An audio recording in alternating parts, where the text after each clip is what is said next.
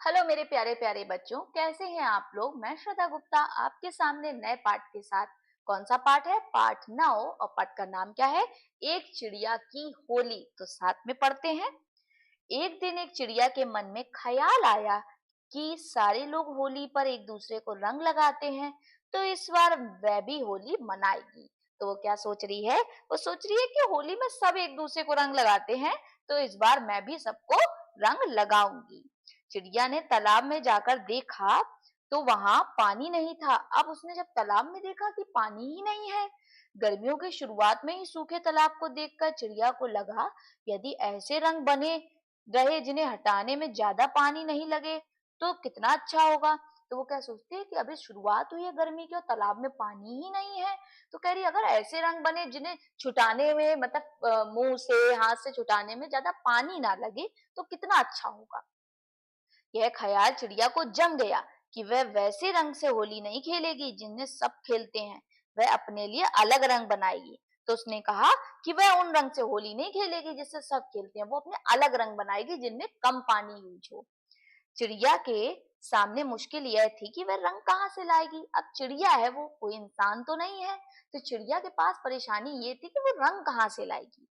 तभी उसे पलाश के पेड़ की याद आई। तभी उसे याद आया कि पलाश का पेड़ होता है, पलश का। तो उसकी याद आई कि हाँ, पलश के पेड़ पर तो इतने रंग बिरंगे फूल खिलते हैं क्यों। तो उसने क्या कहा, पलश के पेड़ पे बहुत सारे रंग बिरंगे फूल खिलते हैं।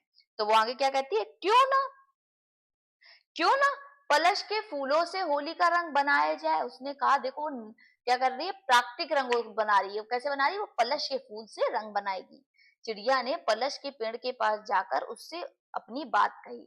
और वहां जाके वो बोली पलश के पेड़ से कि क्या बोली, एक भरे पूरे पेड़ को अपने फूल देने में क्या हर्ज होगा। तो उसने सोचा कि ये पलश का पेड़ में पूरे पूरे तो फूल लग रहे हैं, तो उसको कोई दिक्कत तो नहीं होगी मुझे फूल देने में। उसने चिड़िया को टप से 2 फूल दे दिया। उसने कहा ले तू जाके होली खेल ले। अब चिड़िया की रंग की दिक्कत भी दूर हो गई। अब चिड़िया क्या हुई, खुश हो गई कि अब तो उसे रंग मिल गया होली खेलने के लिए। उसने पलश के फूलों को थोड़े से पानी में भिगोकर रंग बनाया। उसने क्या किया, पलश के फूलों को पानी में भिगो के अच्छे से उसे मसल के रंग बनाया। दूसरे दिन जब रंग बन गया तो चिड़िया बहुत खुश हुई। अब चिड़िया बहुत खुश कि रंग बन के तैयार हो गया। उसने रंग में से अच्छी महक भी आ रही थी। चिड़िया अब होली खेलने के लिए तैयार थी। अब उसके रंग से अच्छी सी महक भी आ रही थी, प्राकृतिक रंग थे ना, तो पलश के फूल की महक भी आ रही थी। और चिड़िया और होली खेलने को बिल्कुल तैयार। चिड़िया चाहती थी कि वह जंगल से थोड़ी दूर रहने वाले किसान के बेटे राजू को सबसे पहले रंग लगाए।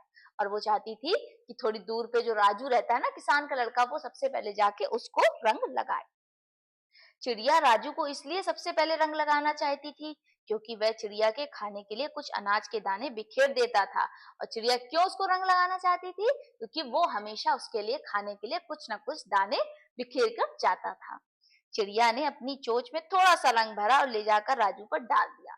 और चिड़िया ने क्या किया, अपनी चोंच में थोड़ा सा रंग भर के और जाके राजू पर डाल दिया। राजू को तो पता भी नहीं चला कि उसे इतना इतना लगा कि उसके ऊपर कुछ गिरा है। अब राजू को पता नहीं चला कि उसके ऊपर रंग गिरा है, पर उसे लगा हाँ कुछ गिरा है मेरे ऊपर। उसने ऊपर देखा तो पेड़ पर एक चिड़िया चहक रही थी। चिड़िया बहुत खुश होकर गा रही थी, होली है भाई होली है। और उसने देखा तो पेड़ पे देखा तो एक चिड़िया बैठी थी, वो बड़ी खुश नाच रही थी और क्या कह रही थी खुश होके, होली है भाई होली है, बुरा न मानो होली है।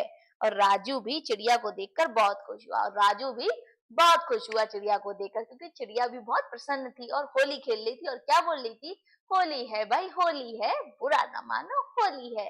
तो आज का पाठ इतना अच्छा था और हमें भी प्राकृतिक रंगों को बना के और उनसे ही होली खेलनी चाहिए। चलिए, तो आज के लिए इतना ही। मिलते हैं अपने दूसरे पाठों के साथ।